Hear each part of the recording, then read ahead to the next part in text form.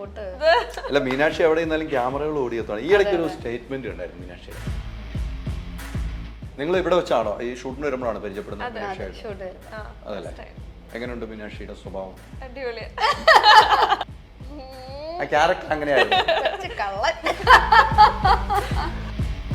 സിനിമയാണ് ഇനി നമ്മുടെ അങ്ങനെ നമുക്ക് അറിയില്ല, പക്ഷെ അതാണ് എൻ്റെ ആഗ്രഹം. സോ ഹോപ്പ്ഫുള്ളി നല്ല മൂവീസ് വരുമ്പോൾ ചെയ്യണം. ഓപ്പർച്യൂണിറ്റീസ് കിട്ടുമ്പോൾ മാക്സിമം മിസ് ചെയ്യാതെ ചെയ്യണം.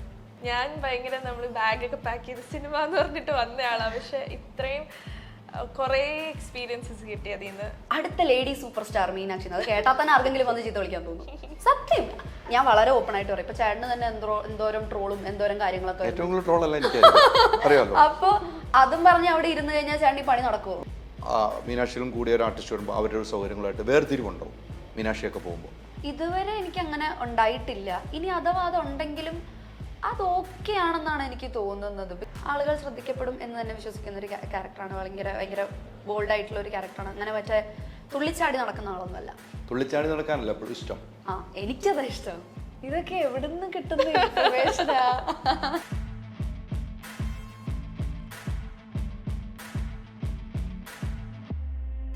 നിങ്ങളുടെ ഡിസൈനർ ഹോം എന്ന സ്വപ്നം യാഥാർത്ഥ്യമാക്കുന്നു. സാൻബിൾഡ് ഡിസൈൻഡ് ബൈ കോൺസെപ്റ്റ്സ്. നമസ്കാരം. പുത്തൻ സിനിമയുടെ വിശേഷങ്ങൾ പങ്കുവയ്ക്കാൻ രണ്ട് അതിഥികൾ, രണ്ടുപേർക്ക് സ്വാഗതം. ഇന്ന് രണ്ടുപേര് ഫീമെയിൽ ആണ്. കടകന്റെ ഒരു ഇന്റർവ്യൂ കഴിഞ്ഞിട്ടിരിക്കുകയാണ്. ഒരു ഇന്റർവ്യൂ കഴിഞ്ഞിട്ടിരിക്കുകയാണ്. അവരെല്ലാവരും അപ്പം പെൺകുട്ടികളെ വേറെ അങ്ങ് എടുക്കാന്ന് വെച്ചാൽ കുറെ കാര്യങ്ങളൊക്കെ ചോദിക്കാനുണ്ട്. എനിക്കിപ്പോഴേ ടെൻഷനായി. മീനാക്ഷി, നമ്മൾ ഇതുവരെ ഇരുന്നിട്ടില്ല അല്ലേ? ഇല്ല ഇതുവരെ ഇരുന്നിട്ടില്ല. ഞാൻ ഒരു പ്രൊഫഷണൽ ജേർണലിസ്റ്റ് റിപ്പോർട്ടർ ഒക്കെ ഒരു ഇതുള്ള ഒരാളുടെ മുമ്പിൽ ആദ്യമായിട്ടാണ് ഇരിക്കുന്നത്. അതെയോ? ചാനലിലൊക്കെ ഇരുന്നിട്ടുണ്ട്, അതായത് TV ചാനൽ അല്ലാതെ. സോന എന്ത് പറയണം? സുഖമല്ലേ? നിങ്ങൾ എന്തൊക്കെ പ്ലാൻ ചെയ്തിട്ടാണോ വന്നേക്കണം മോളിന്ന്? നമുക്കറിയില്ലല്ലോ, അൺഎക്സ്പെക്ടഡ് ക്വസ്റ്റ്യൻസ് അല്ലേ വരാൻ പോകുന്നതുകൊണ്ട് ഒന്നും പ്ലാൻ ചെയ്യാൻ പറ്റില്ല. നമുക്ക് സിനിമയിൽ നിന്ന് തുടങ്ങാം അല്ലേ? മാർച്ച് 1 നമ്മുടെ സിനിമ റിലീസാണല്ലേ? വ്യത്യസ്തമായ ഒരു കഥയാണ്. എന്നോട് ഹക്കീമൊക്കെ പറഞ്ഞു, എൻ്റെ നാട്ടുകാരനാണ് ഹക്കീം. അപ്പോൾ അതുകൊണ്ട് എനിക്ക് കൂടുതൽ അഭിമാനമാണ് ഈ സിനിമ. ഈ സിനിമ എന്തോരം പ്രൊമോട്ട് ചെയ്യാൻ പറ്റുമോ അത്രയും ചെയ്യും ഞാൻ. അത് എൻ്റെ അഭിമാനമാണ് ഹക്കീം, സ്വന്തം നാട്ടുകാരൻ. അദ്ദേഹം കുറേ സിനിമകൾ അഭിനയിച്ചിട്ടുണ്ട്, പക്ഷെ അതിലും വ്യത്യസ്തമായ ഒരു കഥാപാത്രമാണ് എന്നാണ് പറഞ്ഞത്. ഹീറോ ആയിട്ട് മലയാളത്തിൽ ആദ്യമായിട്ടല്ലേ ചെയ്യുന്നത്? ഹീറോ ആയിട്ട് അല്ല, പ്രണയവിലാസത്തിലൊക്കെ ഷെയ്ഡ് ഉണ്ടെങ്കിലും ടീച്ചറിൽ ചെയ്തിട്ടുണ്ട്. മുലപ്പുളുമായിട്ടല്ലേ? ഗംഭീര ക്യാരക്ടറിലായിരുന്നു. പിന്നെ തമിഴിലും ചെയ്തിട്ടുണ്ട്. പക്ഷെ ഇത് ഒരു നാടൻ കഥാപാത്രം, ഹക്കീം എന്താണെന്ന് കാണിക്കുന്ന ഒരു കഥാപാത്രം. എങ്ങനെയാണ് മീനാക്ഷി ഈ സബ്ജക്റ്റിലേക്ക് എത്തുന്നത്? എന്നെ ആക്ച്വലി പ്രൊഡക്ഷനിൽ നിന്ന് വിളിച്ചതാണെന്നാണ് എൻ്റെ ഓർമ്മ. കഴിഞ്ഞ ഏപ്രിൽ മെയ് സമയമൊക്കെ ആയപ്പോഴത്തേക്കും, അല്ല ജൂൺ ആ സമയം ആയപ്പോഴത്തേക്കും എന്നെ പ്രൊഡക്ഷനിൽ നിന്ന് വിളിച്ചാണ്. ഇതുപോലത്തെ ഒരു ക്യാരക്ടറുണ്ട് എന്ന് പറഞ്ഞിട്ട്. അപ്പം ഞാനിങ്ങനെ ചോദിച്ചു എന്താണെന്ന് ചോദിച്ചു. പറഞ്ഞാൽ സിനിമയിൽ ഒരു ക്യാരക്ടർ റോളാണ്, ചെറിയൊരു റോളാണെന്ന് പറഞ്ഞു. പക്ഷെ എനിക്ക് ചെറിയ റോളാണെങ്കിലും എന്തെങ്കിലും ചെയ്യാനുള്ള ക്യാരക്ടറാണെങ്കിൽ, എനിക്ക് ചെറിയ റോളാണെങ്കിലും ഓക്കെയാണ്. അങ്ങനെ വന്നു. ഇത്ര ദിവസത്തെ ഷൂട്ടുണ്ടെന്നുകൊണ്ട് വന്ന് ചെയ്തു പോയി. അല്ല, നമ്മൾ ചെയ്യുന്ന ഒരു സീനാണെങ്കിലും പ്രേക്ഷകർ ഇറങ്ങുമ്പോൾ അവരുടെ മനസ്സിലേക്ക് നമ്മുടെ സ്ഥാനം മതി. അതെ, റെലവൻസ് ഉണ്ടാവണം. തീർച്ചയായിട്ടും. അതിപ്പോൾ എത്ര വലിയ സിനിമയാണെങ്കിൽ നമുക്ക് ചിലപ്പോൾ സിനിമ വിജയിക്കുകയോ പരാജയപ്പെടുകയോ, നമ്മുടെ ഒരു ക്യാരക്ടർ ആളുകൾക്ക് ഓർത്തിരിക്കുക എന്നുള്ളതാണ്. എനിക്ക് തോന്നുന്നു അത് തന്നെയാണ് ക്യാരക്ടർ റോൾസിന്റെ പ്രത്യേകത എന്നും തോന്നുന്നു. ഇപ്പൊ ചില സിനിമകൾ പരാജയപ്പെട്ടാലും ആ സിനിമയിലെ ക്യാരക്ടർ റോൾസ് ആളുകൾ ഓർത്തിരിക്കും. ഇപ്പം ആക്ഷൻ ഹീറോ ബിജു എന്ന് പറഞ്ഞ സിനിമയിൽ, അല്ല ആ സിനിമ വിജയമായിരുന്നു, എന്നാൽ കൂടെയും അതിനകത്ത് സുരാജേട്ടൻ വളരെ ചെറിയൊരു റോളാണ് ചെയ്തിരിക്കുന്നത്. പക്ഷെ സുരാജേട്ടന്റെ റോൾ എല്ലാവരും ഓർത്തിരിക്കും. അല്ല, ഞാൻ ഇതിനകത്ത് അതുപോലെ ആണെന്നല്ല കേട്ടോ, പക്ഷെ ഞാൻ പറയാം, ചെറിയ ക്യാരക്ടർ സമയം നമ്മുടെ റെലവൻസ് പോലെ ഇരിക്കും ക്യാരക്ടറിന്റെ. എല്ലാത്തിനും ഒരു സമയമുണ്ട്. അതെ, സമയമുണ്ട് അല്ലേ? അതുപോലെ തന്നെ ആയിരിക്കും. ഒരു ആങ്കർ മേഖലയിൽ നിന്നാണ് വരുന്നത് അല്ലേ? പ്രോഗ്രാമൊക്കെ ഞാൻ കണ്ടിട്ടുണ്ട്, കാണാറുണ്ട്, വീട്ടിലിരുന്ന് കാണാറുണ്ട്. പക്ഷെ ആ ഒരു ആങ്കറിങ് മേഖല ഇല്ലായിരുന്നെങ്കിൽ ഒരു സിനിമയിലേക്ക് എത്തുമായിരുന്നു എന്ന് ചിന്തിച്ചിട്ടുണ്ട്? ഞാൻ ആക്ച്വലി സ്റ്റാർട്ട് ചെയ്യുന്നത് ആങ്കറിങ്ങിൽ കൂടെ അല്ല. ഞാൻ സ്റ്റാർട്ട് ചെയ്യുന്നത് നായികനിൽ കൂടെ ആണ്. അപ്പം നായികനെ സ്റ്റാർട്ട് ചെയ്തു. പിന്നെ ആങ്കറിങ് എന്ന് പറയുന്നത് ഒരു സർവൈവലിന്റെ ഭാഗമായിട്ട് ചെയ്തു തുടങ്ങിയതാണ്. ഞാൻ നേരത്തെ ആങ്കറിങ് ചെയ്യുന്നുണ്ടായിരുന്നു. അതായത് ഞാൻ +2 കഴിഞ്ഞപ്പോൾ മുതൽ, പിന്നെ ഞങ്ങൾക്ക് പണ്ട് സ്കൂളിൽ പഠിക്കുമ്പോൾ കോമ്പറ്റീഷനൊക്കെ ഉണ്ട് ആങ്കറിങ്ങിൻ്റെ. അങ്ങനെ കോമ്പറ്റീഷനൊക്കെ പങ്കെടുത്തിട്ടുണ്ട്. പിന്നെ +2 കഴിഞ്ഞപ്പോഴാണ് ഞാൻ ഒരു ഇവൻറ്റിലൊക്കെ ഞാൻ ചെയ്തു തുടങ്ങിയത്. അപ്പോൾ വർക്ക് ചെയ്യുന്ന സമയത്തും എനിക്ക് ഇവൻറ്റ്സും ഷോസൊക്കെ വരുമ്പോൾ ഞാൻ പോയിട്ട് ചെയ്യുമായിരുന്നു. അപ്പം അത് പക്ഷെ ഒരു പ്രൊഫഷനായിട്ട് അങ്ങനെ പോകണം എന്നുള്ളൊരു പ്ലാനൊന്നുമില്ല. പക്ഷെ അത് കഴിഞ്ഞിട്ട് പിന്നെ സിനിമയിലേക്ക് വന്ന ഇപ്പോൾ സിനിമയുടെ ഒരു സ്ട്രഗ്ലിംഗ് പീരീഡ് ഉണ്ടല്ലോ, ആ സമയത്ത് കയ്യിൽ പൈസ വേണം, കാര്യങ്ങളൊക്കെ മുമ്പോട്ട് പോകണം. അപ്പോൾ ഒരു സർവൈവലിൻ്റെ ഭാഗമായിട്ട് പിന്നീട് ചെയ്തു തുടങ്ങിയതാണ് ആങ്കറിങ്. അത് ഇഷ്ടമല്ല എന്നല്ല, പക്ഷെ ആക്ടിങ് ആണ് ദ മേജർ ഇഷ്ടം. അത് കഴിഞ്ഞിട്ടാണ് ആങ്കറിങ് അതിൻ്റെ ഒരു ഭാഗമായിട്ട് അങ്ങ് പോകുന്നത്. ആക്ടിങ് സ്വപ്നം കണ്ടാണ് കൊച്ചിയിലേക്ക് ചേക്കേറിയത്? അല്ലല്ല, ഞാൻ +2 കഴിഞ്ഞപ്പോൾ ഞാൻ കൊച്ചിയിലാണ് പഠിച്ചത്. ഏവിയേഷൻ പഠിച്ചത് കൊച്ചിയിലാണ്. അത് കഴിഞ്ഞിട്ട് ജോലി കിട്ടിയിട്ട് പിന്നെ ഡൽഹി പോയി. അത് കഴിഞ്ഞ് ട്രാൻസ്ഫർ വാങ്ങിച്ച് വീണ്ടും കൊച്ചിയിലേക്ക് തന്നെ വന്നു. ഞാൻ കൊച്ചിൻ ബേസിലായിരുന്നു വർക്ക് ചെയ്തിരുന്നത്. അത് കഴിഞ്ഞിട്ട് പിന്നെയാണ് നായികാനായകൻ വരുന്നത്. നായികാനായകൻ കഴിഞ്ഞപ്പോഴത്തേക്കും പിന്നെ സിനിമയോടുള്ള കുറച്ചുകൂടെ താല്പര്യം കൂടി. കാരണം ഇതിന് മുമ്പ് അറിയില്ലായിരുന്നു സിനിമയിലേക്ക് എങ്ങനെ വരണം എന്നൊന്നും. താല്പര്യം കൂടി. പിന്നെ എനിക്കറിയാം, ഇപ്പം നേരത്തെ ചോദിച്ചില്ല ആങ്കറിങ്ങിലേക്ക് വന്നില്ലായിരുന്നെങ്കിലും, ഞാൻ ചാൻസ് ചോദിച്ചിട്ട് എവിടെയെങ്കിലും ഒക്കെ കയറുമെന്ന് എനിക്കറിയാം. അല്ല, നമ്മൾ ചാൻസ് ചോദിക്കും. നമുക്ക് സിനിമ എന്ന് പറഞ്ഞാൽ വലിയ കടലാണ് അല്ലേ. നമ്മൾ തേടിപ്പോയാലും നമ്മൾ സിനിമ തേടിയല്ലോ. നമ്മളെ തേടി സിനിമ വരില്ല. നമ്മളെ അടുത്ത ആളുണ്ട്, ചൂസ് ചെയ്യുന്ന ആളുകളുണ്ട്. കോമ്പറ്റീഷൻ ഒരുപാടുള്ള ഒത്തിരി ഉള്ള, അത് പെൺകുട്ടികൾക്ക് ഒത്തിരി ഉണ്ട്. പിന്നെ തീർച്ചയായിട്ടും സോഷ്യൽ മീഡിയ ഉള്ളതുകൊണ്ടും എല്ലാരും ഇൻട്രസ്റ്റഡ്. പണ്ട് കുറച്ചും കൂടെ എക്സ്പോഷർ കിട്ടുന്നുണ്ട്. പണ്ട് ചിലപ്പോ പണ്ടത്ര കിട്ടാറില്ല. സോന ഈ പറഞ്ഞ പോലെ ഇപ്പം എനിക്ക് തോന്നുന്ന 3ാമത്തെ സിനിമയാന്ന് തോന്നുന്നു അല്ലേ? വെയിലിൽ ചെയ്തിരുന്നു, സിനിമ ചെയ്തിരുന്നു, പെപ്പയുടെ കൂടെ. പിന്നെ എന്താണ്, സിനിമകൾ കിട്ടാതെ പോകുന്നുണ്ടോ?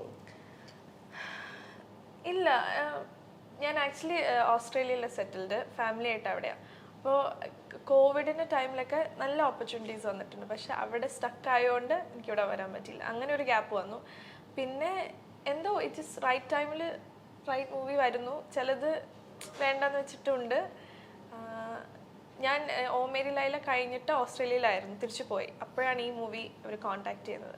ഇത് പെട്ടെന്ന് ഭയങ്കര റാൻഡം ആയിട്ട് വന്നതാണ്. ഇല്ല, വെയിൽ സിനിമ ചെയ്യുമ്പോൾ, വെയിൽ സിനിമ നമുക്കറിയാം, സംഭവങ്ങളിലേക്ക് ബാക്കിലേക്കൊന്നും ഹിസ്റ്ററിയിലേക്കൊന്നും ഞാൻ പോകുന്നില്ല. ആ ഒരു സിനിമ അത്രയും ലാഗ് ചെയ്തത് ഒരു പരിധി വരെ ഒരു ബുദ്ധിമുട്ടായിട്ടുണ്ടായിരിക്കും അല്ലേ? അതെ, ഞാൻ 19 years ഉള്ളപ്പോൾ 18-19 years ഉള്ളപ്പോൾ തുടങ്ങിയ +2 പഠിക്കുന്ന സമയത്താണോ അല്ലേ? അതെ, അല്ല +2 കഴിഞ്ഞിട്ടായിരുന്നു. പക്ഷെ ആ ഒരു ഏജിലാണ് തുടങ്ങിയത്. പക്ഷെ അത് ഒരു ഷൂട്ട് ചെയ്യാൻ തന്നെ ഒരു 1 year എടുത്തു. പിന്നെ റിലീസ് ചെയ്യാൻ കുറെ ടൈം എടുത്തു. അപ്പോൾ പിന്നെ വിവാദങ്ങൾ വന്നു, അതെ, മുടി വെട്ടി, അത് പിന്നെ കത്തി. അപ്പൊ എന്റെ മൂവി ഇറങ്ങാതെ നമുക്ക് ആൾക്കാർ എന്നെ അറിയില്ലല്ലോ. എന്റെ ഒരു ഫസ്റ്റ് സ്റ്റെപ്പ് അതാലോ. അപ്പൊ അതിന് കുറച്ചധികം നാള് വെയിറ്റ് ചെയ്തു. ചിലപ്പോൾ അത് പെട്ടെന്ന് ഇറങ്ങിയെങ്കിൽ കുറച്ചും കൂടെ മൂവീസ് ആ ടൈമിൽ ചെയ്യായിരുന്നു. ബിക്കോസ് ഷെയ്ൻ, കുമ്പളങ്ങി, ഇഷ്കൊക്കെ ചെയ്ത ടൈമായിരുന്നു. അപ്പൊ ഇറ്റ് ഹാപ്പൻസ്. അല്ല, ഇപ്പൊ നമ്മൾ നേരത്തെ നമുക്കുള്ള സമയത്തിന് നമുക്ക് സിനിമ അത് ഒത്തിരി മാനസികമായിട്ട് ബുദ്ധിമുട്ടുണ്ടായിരുന്നു അല്ലേ? ഞാൻ ഭയങ്കര നമ്മൾ ബാഗൊക്കെ പാക്ക് ചെയ്ത് സിനിമ എന്ന് പറഞ്ഞിട്ട് വന്നയാളാ. പക്ഷെ ഇത്രയും കുറേ എക്സ്പീരിയൻസസ് കിട്ടി അതിൽ നിന്ന്. മീൻസ് ഒരു 1 year, അതെ, മൂവി വരില്ല എന്ന് വരെ വിചാരിച്ചു. ഒരു ഇഷ്യൂസ് ഒക്കെ ഉണ്ടായിരുന്നപ്പോൾ. അപ്പോൾ ഓക്കെ, ഞാൻ ഓർത്തു ഇനി ഞാൻ തിരിച്ചു പോവായിരുന്നില്ല എന്ന്. ബട്ട് ഐ തിങ്ക് മൂവീസ് അങ്ങനെയാണ്, നമുക്ക് ഒട്ടും പ്രിഡിക്റ്റ് ചെയ്യാൻ പറ്റില്ല. കുറെ സ്ട്രഗിൾ ചെയ്തു. നമുക്ക് അഭിനയിക്കണമെന്ന് താല്പര്യമുണ്ടെങ്കിൽ നമ്മൾ പിന്നോട്ട് ഒരിക്കലും പോകരുത്. നമ്മൾ മുന്നോട്ട് തന്നെ യാത്ര ചെയ്യണം. അപ്പോഴേ നമുക്ക് സിനിമ കിട്ടത്തുള്ളൂ. അതാണ് ഈ മേഖല എന്ന് പറയുന്നത്. സിനിമ, ഞാൻ നേരത്തെ പറഞ്ഞ സിനിമയിൽ ഒത്തിരി ആളുകളുണ്ട്. നമ്മളിൽ പകലും ചൂസ് ചെയ്യാൻ ആളുകളുള്ളതുകൊണ്ട് അപ്പം ആ ഒരു മടി വിചാരിച്ചാൽ അവിടെ തന്നെ ഇരിക്കേണ്ടി വരും, ഓസ്ട്രേലിയയിൽ തന്നെ ഇരിക്കേണ്ടി വരും. കേരളത്തിൽ കളി കണക്കില്ല അല്ല വിനേഷ്? വിനേഷ് കണ്ടില്ല, ഓടി നടന്നാണ് ഇപ്പൊ സിനിമ. ആലോചിച്ചാലോചിച്ച് മുടി വരെ നിറച്ചു, മുടി നരച്ചോ? ഒറിജിനലാണെങ്കിൽ പറഞ്ഞ കേട്ടോ, ഞാൻ എന്റെയോ? അത് എന്നുവെച്ചാ ഇപ്പോഴൊന്നുമല്ല, ഞാനൊരു 18-19 years ഉള്ളപ്പം ഇവിടെ സ്ട്രീക്സ്, അന്ന് ഇവിടുന്ന്, അല്ല ഇപ്പോഴും ഉണ്ടത്, ഇവിടുന്ന് മാത്രം ഇങ്ങനെ ഹെയർ കളർ ചെയ്യുന്നൊരു പരിപാടിയുണ്ട്. സ്ട്രീക്സ്, കുറച്ച് സ്ട്രാൻഡ്സ് എടുത്തിട്ട് അതെൻ്റെ തന്നെ കയ്യിരിപ്പം. ഞാൻ തന്നെ ചെയ്തിട്ട് ഒരു ദിവസം രാത്രി ചെയ്തയാ, ഞാൻ അങ്ങ് കിടന്നുറങ്ങിപ്പോയി. എനിക്കൊന്ന് എന്തോ 30 minutes എന്തോ വെച്ചാൽ മതിയായിരുന്നു. ഞാൻ തന്നെ ചെയ്ത് ഞാൻ തന്നെ കിടന്നുറങ്ങിപ്പോയി. പിറ്റേ ദിവസം എണീറ്റ് വാഷ് ചെയ്തപ്പോൾ കുഴപ്പമൊന്നുമില്ല. അത് ഞാൻ ഉദ്ദേശിച്ച കളറൊക്കെ വന്നു, കളറിനൊക്കെ കുറച്ചുകൂടെ ലൈറ്റ് കളർ വന്നു. പിന്നെ അവിടെ നിന്ന് വളരുന്ന ഹെയർ മൊത്തം, എനിക്കൊന്നും സെൽസ് ഒന്നും ഉണ്ടായിരുന്നോ എനിക്കറിയില്ല. പിന്നെ അവിടെ നിന്ന് വളർന്ന ഹെയർ മൊത്തം നരയായി. പിന്നെ അതൊന്നും ഞാൻ മൈൻഡാറില്ല. എംബ്രേസ് യുവർ ഇൻസെക്യൂരിറ്റീസ് എന്ന് അറിയത്തില്ല, ഞാൻ അങ്ങനെ ഒരാളാണ്. എന്തെങ്കിലും പരിപാടിയൊക്കെ ഉണ്ടെങ്കിൽ, അതായത് എന്തെങ്കിലും ഇപ്പം സിനിമ വർക്കൊക്കെ വരുവാണെങ്കിൽ ചെയ്യാൻ പറഞ്ഞാൽ ഞാൻ ചെയ്യും, ഇല്ലെങ്കിൽ ഞാൻ ചെയ്യത്തില്ല. I am okay with this. അല്ല, അത് കുഴപ്പമൊന്നുമില്ല. അത് ഭാഗ്യം നിറയെന്ന് പറയാമല്ലോ നമുക്ക്. അങ്ങനെ ഇത് ഭംഗിയല്ലേ? പിന്നെ എന്ത് കുഴപ്പമില്ലെങ്കിൽ മീനാക്ഷി എവിടെ ചെന്നാലും ക്യാമറ ഓടിയെത്തുമല്ലേ? പൊന്നുകുടത്തിന് എന്തിനാ പോട്ട്? അല്ല, മീനാക്ഷി എവിടെ ചെന്നാലും ക്യാമറകൾ ഓടിയെത്താണ്. ഈ ഇടയ്ക്ക് ഒരു സ്റ്റേറ്റ്മെന്റ് ഉണ്ടായിരുന്നു മീനാക്ഷിയുടെ. അല്ല, ഞാനത് ചോദിക്കണം എന്ന് ഓർത്തിരിക്കാം. മീനാക്ഷി ഈ ഇടയ്ക്ക് ഒരു സ്റ്റേറ്റ്മെന്റ് അത് ഭയങ്കരമായിട്ട് ചർച്ച ചെയ്യപ്പെട്ടു. മീനാക്ഷി എവിടെ എത്തിയാലും ക്യാമറാമാൻമാർ ഇങ്ങനെ വരുന്നു, മീനാക്ഷി അത് മോശമായി ചിത്രീകരിച്ചു എന്ന രീതിക്ക് ഒരു സംസാരം ഉണ്ടായിരുന്നു. അല്ല, അത് മീനാക്ഷി ഒരു ആങ്കറാണ്, ഒരു ചാനലിൽ നിന്ന് വരുന്നതാണ്. ഒരു ക്യാമറാമാൻ എന്തൊക്കെ ഷൂട്ട് ചെയ്താണ് അവിടെ വൈറലാക്കുമെന്ന് അവൻ ശ്രദ്ധിക്കുള്ളൂ. അത് മീനാക്ഷിയെ വിറ്റ് പൈസ ഉണ്ടാക്കുന്ന പോലെ മീനാക്ഷിക്ക് ഫീൽ ചെയ്തു. എന്താണ് അങ്ങനെ ഒരു സ്റ്റേറ്റ്മെന്റ് നടത്താൻ കാരണം മീനാക്ഷി? ഫസ്റ്റ് ഓഫ് ഓൾ ഞാനൊരു കാര്യം ഭയങ്കര ക്ലിയർ ആക്കേണ്ടത്, ഞാൻ ഒരിക്കലും എൻ്റെ ഒരു പേഴ്സണൽ പേജിൽ കൂടെയോ അല്ലെങ്കിൽ ഞാൻ ഒരിക്കലും എൻ്റെ ഒരു എന്തെങ്കിലും ഈ പറയുന്നവരെ സോ കോൾഡ് എന്തെങ്കിലും കോൺട്രവേഴ്സി വരുവാണെങ്കിൽ ഞാൻ തനിയെ വന്നിരുന്ന് മറ്റേ അതിന് ഉത്തരം പറയുന്ന ഒരാളല്ല. ഞാൻ അതിന് സംസാരിക്കാറുമില്ല, എനിക്ക് അതിനുള്ള സമയവും ഇല്ല. ഏതെങ്കിലും ഇന്റർവ്യൂവിന് ചെന്നിരിക്കുമ്പോൾ എൻ്റെ അടുത്ത് ഇതിനെപ്പറ്റി ചോദ്യങ്ങൾ എന്തായാലും വരും, അതെനിക്ക് ഉറപ്പാണ്. എനിക്കൊന്ന് വളരെ വിരലിലെണ്ണാവുന്ന ഇന്റർവ്യൂസിലാണ് ഇതിനെപ്പറ്റി എന്നോട് ചോദിക്കാത്തത്. ബാക്കി എല്ലാ ഇന്റർവ്യൂവിലും ഞാൻ ചെന്നിരിക്കുമ്പോഴത്തേക്ക് എൻ്റെ അടുത്ത് ചോദിക്കും ഈ വിവാദത്തെ പറ്റി എന്താണ് പറയാനുള്ളത്, അതിനെപ്പറ്റി. ഞാൻ എല്ലായിടത്തും ചെന്നിരുന്ന് എനിക്ക് കുഴപ്പമില്ല, ഞാൻ മൈൻഡ് ചെയ്യുന്നില്ല, എനിക്ക് കുഴപ്പമില്ല പറഞ്ഞ് ഞാൻ മടുത്തു. അപ്പോൾ ലാസ്റ്റ് ടൈം ഇതുപോലെ എൻ്റെ അടുത്ത് വീണ്ടും ചോദിച്ചു. കാരണം അത് ഞാൻ അപ്പോൾ അവിടെ സംസാരിക്കാനും വിഷയം ഈ പറഞ്ഞ കണക്ക് വളരെ റീസെൻ്റ് ആയിട്ട് വന്ന ഒരു വീഡിയോ അതിൻ്റെ തലേ ദിവസം അതിന് മുന്നത്തെ ദിവസം എന്താണ് ഇറങ്ങിയത്, എനിക്ക് അൺകംഫർട്ടബിൾ ആണ് എന്ന് തോന്നുന്ന രീതിയിൽ ഒരു വീഡിയോ ഇറങ്ങി. അപ്പം ഞാൻ സംസാരിച്ചില്ല, ഞാൻ അതിൽ പ്രൊഡക്ഷനിലാണ് അതിനെപ്പറ്റി സംസാരിച്ചത്. അപ്പോൾ പ്രൊഡക്ഷനിൽ പറഞ്ഞു മീനാക്ഷി നേരിട്ട് സംസാരിക്കേണ്ട, നമ്മൾ സംസാരിച്ചോളാം എന്ന് പറഞ്ഞിട്ട് അവരോട് സംസാരിക്കുകയും അത് റിമൂവ് ചെയ്തു എന്നാണ് എൻ്റെ വിശ്വാസം. ഞാൻ പിന്നെ അല്ല, എനിക്കും അറിയില്ല, ഞാൻ അതിന്റെ കൂടുതൽ അപ്ഡേറ്റ്സ് എടുത്തില്ല. ഞാൻ ഈ പറഞ്ഞതുപോലെ എന്തേ അത് വലിയ രീതിക്ക് സംസാരമായി വാർത്തയാകുകയും ചെയ്തു. അതെ, അല്ല ഞാൻ ഈ പറഞ്ഞതുപോലെ പിന്നെ അത് റിമൂവ് ചെയ്തു എന്നാണ് എനിക്ക് തോന്നുന്നത്, എൻ്റെ വിശ്വാസം അതാണ്. പക്ഷെ ഞാൻ പിന്നെ അതിന്റെ കൂടുതൽ ഞാൻ പറഞ്ഞില്ല, എനിക്ക് അതിന്റെ പിന്നാലെ നടക്കാൻ എനിക്ക് വയ്യ. ഞാൻ പൊതുവെ അങ്ങനത്തെ കാര്യങ്ങളൊന്നും ഞാൻ മൈൻഡ് ചെയ്യുന്ന ആളല്ല. ടു ബി ഓണസ്റ്റ്, എനിക്ക് അല്ലാതെ തന്നെ 100 ടെൻഷനും സ്ട്രെസ്സും ഉണ്ട്. ലൈക്ക് ഞാൻ പ്രൊഫഷണലി പറയാണ്, അല്ലാതെ തന്നെ എനിക്ക് ചിന്തിക്കാൻ വേറെ 100 കാര്യങ്ങളുണ്ട്. അതിൻ്റെ ഇടയ്ക്ക് എൻ്റെ ഡ്രസ്സിൻ്റെ അളവ് ആരൊക്കെ എടുത്തു അത് ആലോചിച്ചുകൊണ്ടിരിക്കാനൊന്നും എനിക്ക് വയ്യ. അപ്പം എന്നോട് ഏത് ഇൻ്റർവ്യൂവിൽ ചെന്നാലും ചോദിക്കും ഓക്കെ ആണോ. ഞാൻ ഓക്കെ ആണ്, എനിക്ക് കുഴപ്പമില്ല. ഐ മീൻ ഞാനത് മൈൻഡ് ചെയ്യുന്നില്ല. എൻ്റെ അടുത്ത് ഇന്നലെ അമ്മ പറയുന്നുണ്ടായി, എൻ്റെ അച്ഛൻ അങ്ങനെ സോഷ്യൽ മീഡിയയിലൊന്നുമില്ല, ഫേസ്ബുക്കിലില്ല, ഇൻസ്റ്റഗ്രാമിലില്ല, ഒന്നുമില്ല. അച്ഛൻ റിട്ടയർ ആയി കഴിഞ്ഞാണ് യൂട്യൂബ് തന്നെ എക്സ്പ്ലോർ ചെയ്ത് തുടങ്ങുന്നത്. എൻ്റെ അടുത്ത് അപ്പോൾ അച്ഛൻ ഇങ്ങനെ അമ്മയോട് കണ്ടിട്ട്, അപ്പോൾ അച്ഛൻ ആരോ വാട്സാപ്പിൽ അയച്ചു കൊടുത്തു. കണ്ടിട്ട് അച്ഛൻ ഇങ്ങനെ അമ്മയോട് ചോദിക്കുന്നത്, എടോ ഈ ഡ്രസ്സിന് എന്താണ് കുഴപ്പമെന്നാണ് പറയുന്നത്, എന്താ ഇപ്പം പ്രശ്നം? അച്ഛനും അറിയില്ല പ്രോപ്പർ പ്രശ്നം എന്താണെന്ന്. എന്താ പ്രശ്നം എന്താന്ന് അമ്മ പറയുന്നത് എനിക്കും അറിയത്തില്ല, എന്തൊക്കെയോ ആളുകൾ പറയുന്നുണ്ട്, പോവാൻ പറയാന്ന്.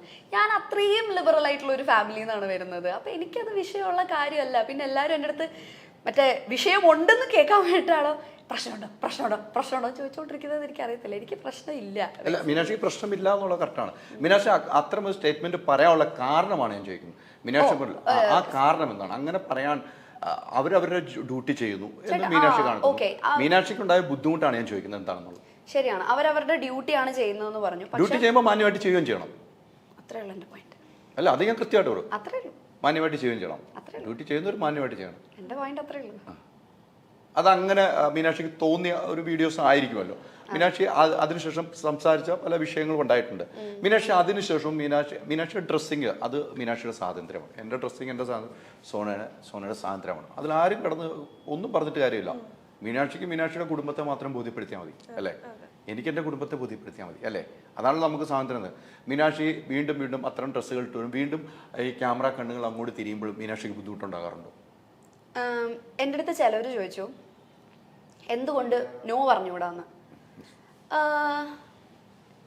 ബിഹൈൻഡ് ദ ക്യാമറ നടക്കുന്ന കാര്യങ്ങൾ ആളുകൾക്ക് അറിയില്ലല്ലോ. ഞാൻ എന്നെക്കൊണ്ട് പറയാൻ പറ്റാവുന്ന രീതിയിൽ എൻ്റെ ബുദ്ധിമുട്ടുകൾ ഞാൻ അവരുടെ അടുത്ത് പറഞ്ഞിട്ടുണ്ട്. പിന്നെയും എനിക്ക് തോന്നുന്നു എനിക്കത് അറിയില്ല, ഇത് എത്രത്തോളം ആളുകൾക്ക് മനസ്സിലാവുമെന്ന് എനിക്കറിയില്ല. പക്ഷെ അവർക്ക് കണ്ടന്റ് കിട്ടും എന്ന് കാണുന്ന, ഇപ്പം ഞാൻ പറയുന്ന കണക്ക് ഈ ഡ്രസ്സ് വരുമ്പോഴാണോ എന്നറിയില്ല, അവർ വീണ്ടും ക്യാമറയും കൊണ്ട് വരുന്ന വോട്ടെവർ അത് അവരുടെ കാര്യം. ഇപ്പം നേരത്തെ പറഞ്ഞില്ലേ എന്താണ് എനിക്ക് അങ്ങനെ ഫീൽ ചെയ്തതെന്ന്.